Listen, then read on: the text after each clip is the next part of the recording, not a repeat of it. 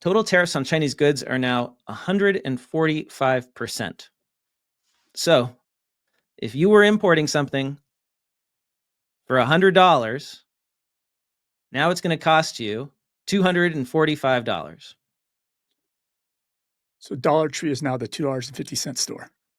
You literally have to pay more in tax as an American company to U.S. Customs than you paid for the product to the Chinese manufacturing company or wherever you're getting it from in China, which basically like completely destroys the economic reason to import anything from China. And China responded with its own tariffs. They said they'll raise tariffs on U.S. goods from 84% to 125% starting April 12th, which is tomorrow as we record this. And China's Ministry of Commerce called the U.S. tariff increases a joke and economically meaningless, because basically at this point, it just shuts down trade. There is no longer going to be anything going across the border either way, unless a company is extremely desperate and just has to have that product. We currently trade approximately $700 billion worth of goods annually. So here we are.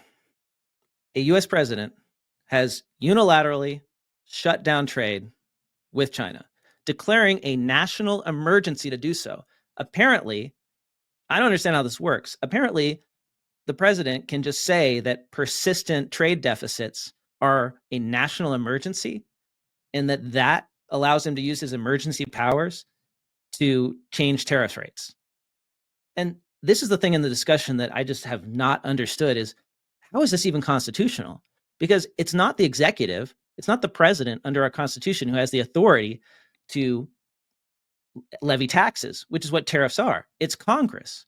Now, Congress passed a law that allows the president to use emergency powers in order to restrict the movement of goods across borders. It doesn't say anything about tariffs, but that is what the president is using to do this. Sometimes I think he confuses the deficit with a trading deficit with a country. They're two different things. Well, he's definitely confusing tariffs with a trade deficit. Yeah.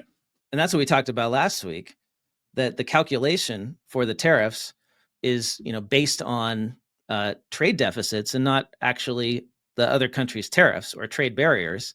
So it's a completely nonsensical calculation because it's not a reciprocal tariff. It's just based on a trade deficit.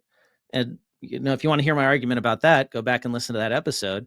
But you're not going to fix trade deficits by raising tariffs. Well, actually you will, but the way you'll do it is by destroying the US economy so that we're not buying stuff anymore from these countries. But it's not going to make us export more because it hurts on both sides of the aisle, on both sides of the border. The Wall Street Journal did a good job explaining this.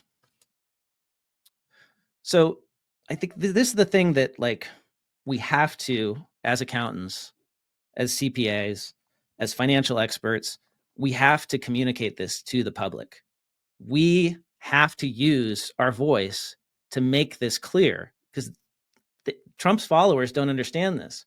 Trump himself may not understand this. It doesn't sound like he does based on what he says. And here's the best way I can describe it, is that really high tariffs like this are basically the business equivalent of nuclear war. They hurt you as much or more than it hurts your enemy.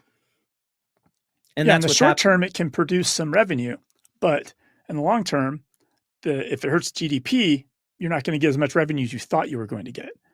Right. And it's a short-term game, not a long-term solution. And just to bring this back to the tariffs and the real impact, I did a LinkedIn post about this for accountants and bookkeepers that have clients that are impacted by the tariffs. And so some people are putting in some stories. For example, this is a story. So somebody had a client that was actually on Shark Tank and has a contract to deliver products to Walmart and Target. Apparently, this client even won the Minnesota Small Business Person of the Year award. But she has a bunch of product that she's abandoning in China because she can't afford the additional $160,000 in tariffs to bring these goods into the States. And And that's an these are important small point. business stories that are our listeners. Yeah. These are their clients. Your clients are suffering from this. And there's a bunch of other stories like this where their COGS just increases astronomically and they can't afford to either buy materials or produce materials. Just you can't afford it. And this is what's also lost in this debate is that these orders of raw materials, parts, finished goods are placed by business owners here in the US months ago.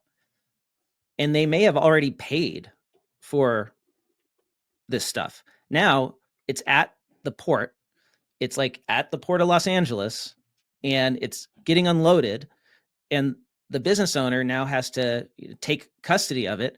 Well, before they can do that, they have to pay the tariff. And they pay the tariff to US Customs and Border Control or Border Protection.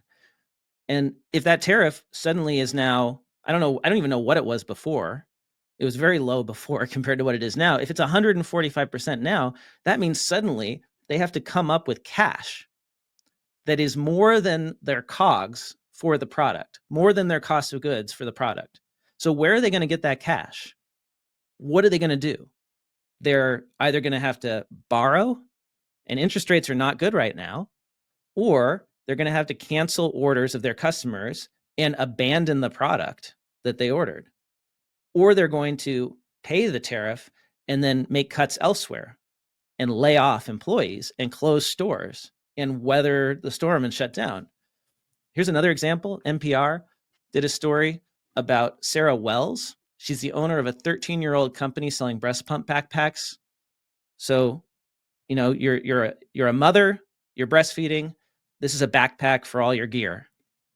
Very important these days because you got to take it to work, right? You got to do all You that can't work stuff. from home anymore. Exactly. Yeah, exactly. So she had to pay an unexpected $15,000 in tariffs that she hadn't budgeted for. And that was only when they were at 54%. And she is considering either raising prices, ordering less inventory, pausing hiring, or halting new product development. Probably all of those things. She says, even if we pass some cost to the consumer, we can't pass it all. Businesses will close. Same story with Jessica Betancourt, who runs a 75-year-old family general store in Massachusetts. She's talking about going into survival mode. They're going to cut back to only need to have items. And the issue is that these small businesses, if they try to source in the US, they find that there aren't enough US manufacturers right now to handle the production scale. The products still need raw materials from China, so you got to pay the raw materials tariffs, and it's going to cost 3 to 4 times more. Rosalind Goodwin, who sells hair barrettes,